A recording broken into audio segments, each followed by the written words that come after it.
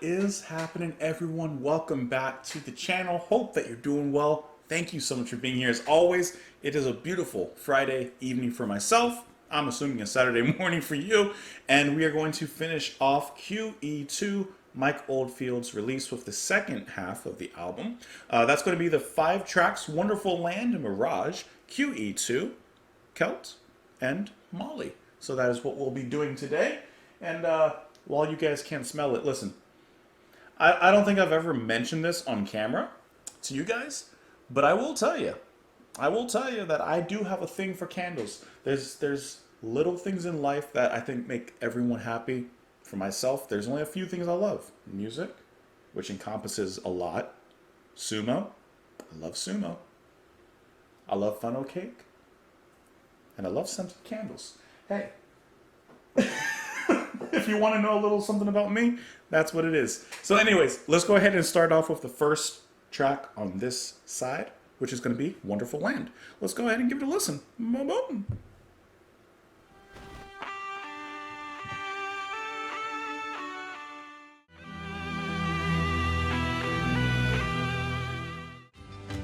Oh, okay.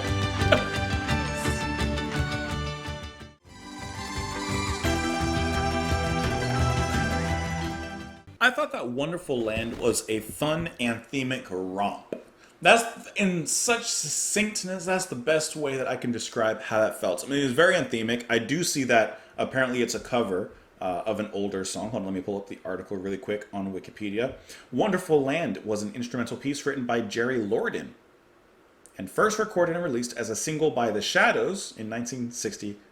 Never heard of The Shadows. Sounds like an old goth band. But either way, I enjoyed the sound of it. Like I said, I mean, I hate to keep on using the word, but it's the only thing that comes to mind. Like, I can imagine this being a national anthem of some country. Maybe, for all I know, it is. But it's wonderfully catchy. I love how Mike switches between the electric guitar and then acoustic, perhaps Spanish guitar, perhaps mandolin. I don't know, some other stringed instruments that happen in there. But I like how he switches between the two, keeps it lively. Then you have Bedford's orchestrations, which really give it that much needed rise. I don't want to say bombast because that's a little bit too strong. It's not coming on like that. But you can hear that nice gentle wave of melody being erupted from the orchestra, from those string arrangements, and then pulling it back, allowing Mike his space to do his thing and do his thing that he does, which is pretty well done. When it comes to his guitar playing, I find enjoyment out of it. And I think that this piece did have a good amount of development within it. It started off with just him soloing, then eventually the drums came in, the string arrangements, switching between the different string instruments. Like, I just thought that was really nice, you know? I don't think there's really much to dig deep into it with this piece in particular, but it's enjoyable nonetheless. So, with that, let's move on to the next track, which is going to be Mirage. Let's let it go.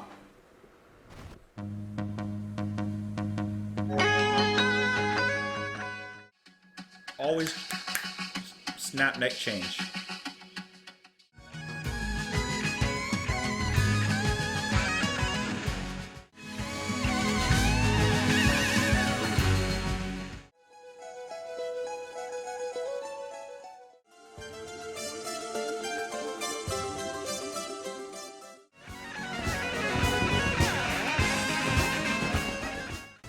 Let's take these two tracks really quick. Hold on.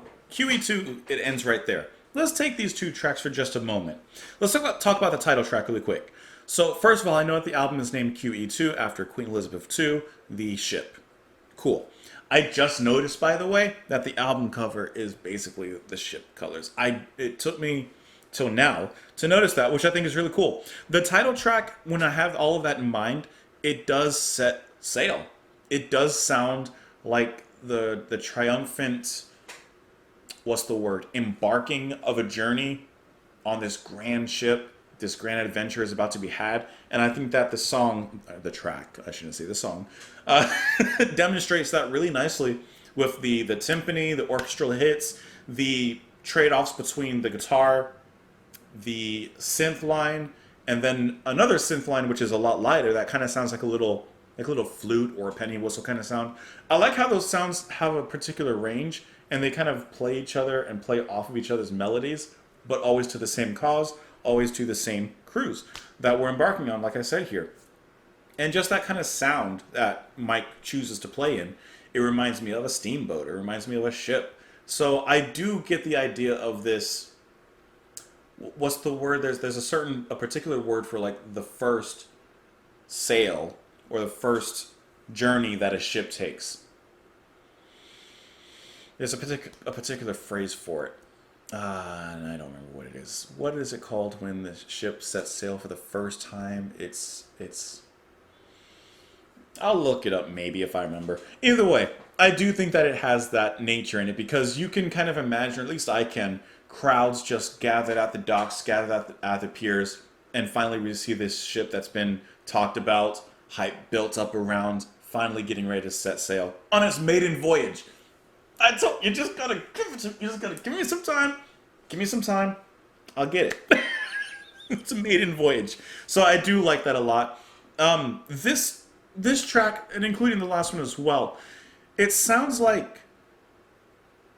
of sounds like we're Platinum Part 2, I would say. Where Mike is kind of playing around, I don't want to say with a pop formula, but a more simplified, in a sense, composition. Where, yes, he is still including a lot of changes, a lot of, numerous amounts of instruments and stuff, but he's kind of contained and perhaps even focused his delivery just a little bit within these tracks. Even though they're shorter tracks, you really could listen to them straight through and pretty much consider them one if you really wanted to, because their flow is nice between the tracks. But it's nice to kind of see him like chopping it up and focusing into these shorter works, even though of course his longer, more epic sounds is just as interesting, if not more. Mirage kind of carries the same, honestly, energy.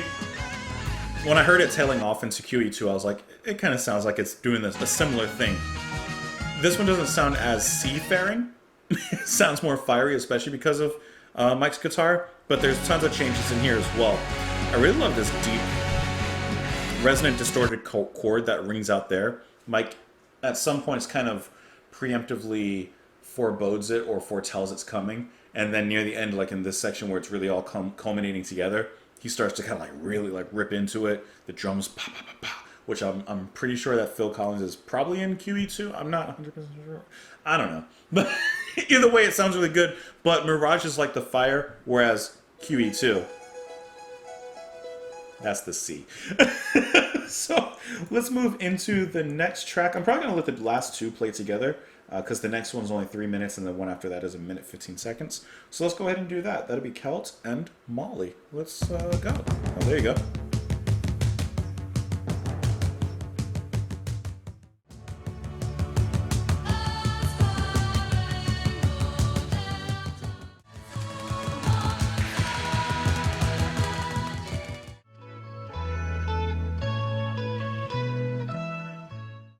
Honestly, Molly is a kind of sweet way to end the album with the vocoder and the just sweet lullaby-like guitar bonus.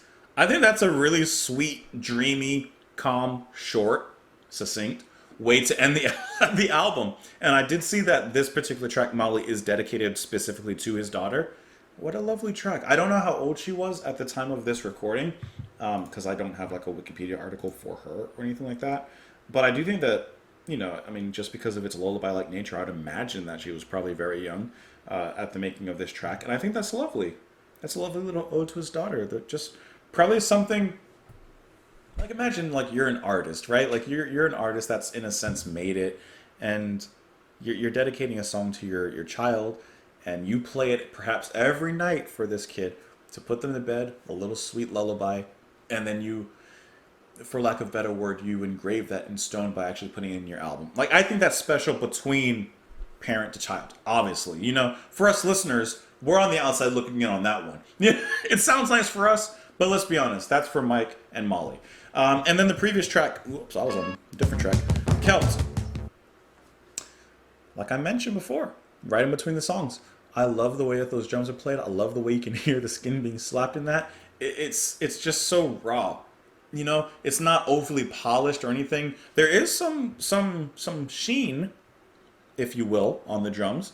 They have almost a slight rubbery kind of nature to it, but I like how it sounds still with that raw skin kind of deal going on. And then you hear some extra drums start to come in. Not there. It's like later. There you go. You hear them lighter in the back. Underneath the. Now, if you already know with me and Mike Oldfield, you know that my favorite two albums that are always kind of like just neck and neck are Incantations and Omadon. I love the sound of them. I love the spiritual nature of them. I just love that. So Celts is kind of a callback to that feel in a sense, especially with the very light angelic choir singing. That's very Incantations. That's lovely. I think that's a lovely combination. It's high because of the angelic singing. It's low because of the earthly drumming. And it somewhere in the middle, it just works wonderfully. And then let me find. There it is. I was looking for his guitar. Like, this is a lovely moment in between all that. That nicely erupts back into that singing, which makes it feel all the more powerful because those extra drums come in. But not overcrowding it. You know? Yeah. I think Celts is a really nice piece. I think these last two pieces specifically, Celt and Molly, are a really nice send-off to the album. I did enjoy the other tracks as well, but I do like how it ends. It ends very sweet. So kind of going back on this album, this to me is kind of like a Platinum Part 2, where it's still in that kind of fun ear candy phase that I can see Mike kind of experimenting in a different way that a lot of people don't take as experimentation. He started off doing the epic side-long instrumental pieces, and now, not conforming, but he's focusing his visions into shorter pieces with the same adventurous spirit. I think that, like I said, this feels like a Platinum Part 2, where it's shorter songs, it's more fun and directed. It doesn't quite hit the same highs as, you know, for me, Incantations, Omadon, Hargis Ridge, Tubular Bells, but still fun to listen to. I still had a great time listening to it, and I hope that you guys did as well. And you can let me know if you did. In the comments down below, you can follow me on Twitter. You can support the channel on Patreon, and if you do, I get to buy more candles. This is forest fir. Did I even tell you guys what it was? It's forest fir. Oh, it's so good. I just love it in the room. Oh, I almost dropped it. Anyways, have a wonderful rest of your day. I will see you all later. Bye.